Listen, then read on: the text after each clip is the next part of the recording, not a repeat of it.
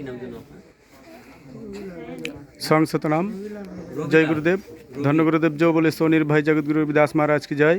আমরা বাংলাদেশ রবিদাসী মহাসংঘ ময়মনসিংহ জেলা শাখার হতে আসছি এখানে দীপু রবিদাসের পরিবারে এখানে কিছুক্ষণ আলোচনা করতে।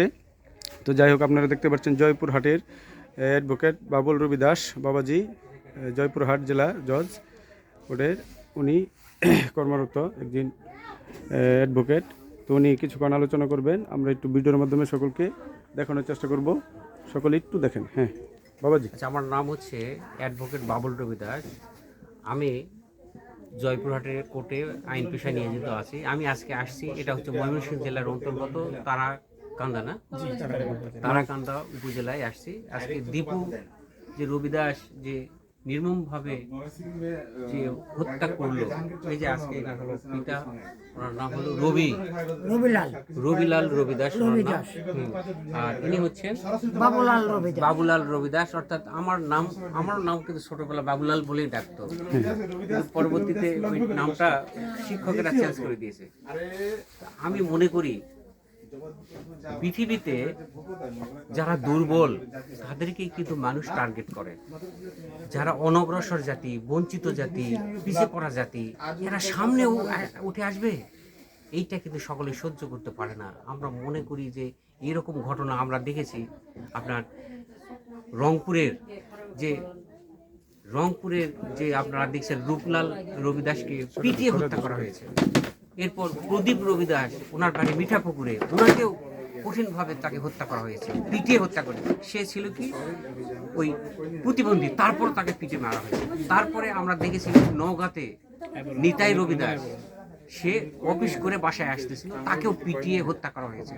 তা আমরা মনে করি আমাদের তো শক্তি নাই, আমাদের তো শক্তি না থাকার কারণে আমরা কিন্তু এইভাবে এই যে আজকে যে এজাহারগুলো হচ্ছে, এজাহারগুলোতে অজ্ঞাতনামা আসামি করা হয়েছে। আপনি দেখছেন তো, অজ্ঞাতনামা আসামি প্রায় 150-র মতো অজ্ঞাতনামা আসামি করে যেহেতু করা হয়েছে, আমরা মনে করি কেউ তো প্রত্যক্ষ সাক্ষী ওই মুহূর্তে পাওয়া খুব কঠিন।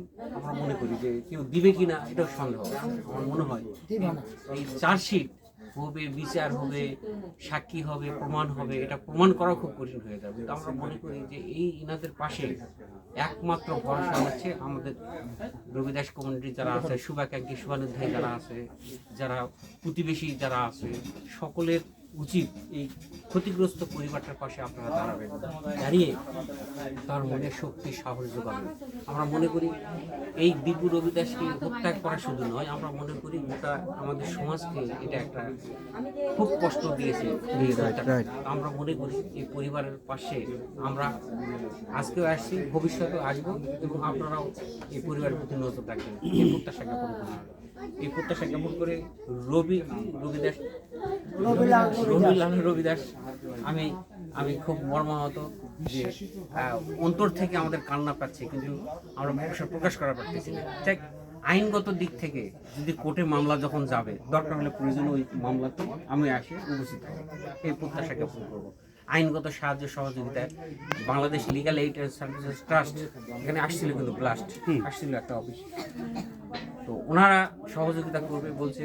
তারপরে আপনার বাংলাদেশ দলিত বঞ্চিত জনগোষ্ঠীর অধিকার আন্দোলন, আপনার ওই যে শিবন রবিদাস, সেও আসছিল, আমিও আসছি। আমরা বাংলাদেশের মানবাধিকার কমিশনের লোকজন আসছিল।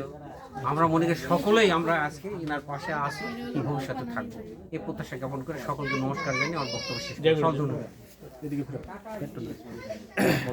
আমরা যেহেতু রবিদাস সম্প্রদায়, আমাদের কুলগুরু নাম হচ্ছে রবিদাসজি। আমরা গুরু রবিদাসজি বলেছেন, সৎসঙ্গতে মিলে রাহিও মাধো যেসে মাধবরা মাখিরা। আমাদের মিলেমিশে এমনভাবে থাকতে হবে যেমনভাবে মধুতে মৌমাছিরা থাকে। এমনভাবে যদি আমরা একতাবদ্ধ হয়ে থাকি, তাহলে আমাদেরকে কেউ অ্যাটাক করতে পারবে না। অতএব আমরা সকলে মিলেমিশে একসাথে থাকব, যেমন মধুতে মৌমাছিরা থাকে, তারা মারামারি ঝগড়া করে না।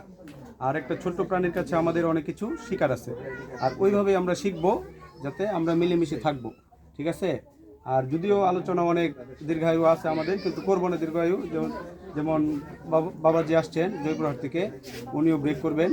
তো যাই হোক, আমরা ছোট্ট একটা বাণীর মাধ্যমে আমাদের ছোট্ট আলোচনা এখানেই সমাপ্তি করছি। যদি প্রান্ত রবিদাস আমাদের যদি এই বাংলাদেশ সুবিধাসী মহাসংঘ হতে জেলার সাধারণ সম্পাদক, যদি কিছু একটা বলেন। আসলে দুঃখ ভরাক্রান্ত মন নিয়ে বলতেছি, আমাদের যে রবিদাস সম্প্রদায় একটা জাতি ভাই আমাদের মারা গেছে দীপুদা, ওনার যেভাবে ওনার হত্যা করা হয়েছে তার আমরা সুষ্ঠু বিচার চাই। বাংলাদেশের মানুষ, প্রত্যেকটা মানুষ, সারা বিশ্ব জানে এই বিষয় নিয়ে। তো ওনার পরিবারকে আসলে শোক সন্তাপ দেওয়ার মতো কিছুই নাই, আমরাও বেদনারিক্ত। অবশ্যই সুষ্ঠু বিচার হবে এই বলে আমি আমার সংক্ষিপ্ত বক্তব্য এনে শেষ করলাম।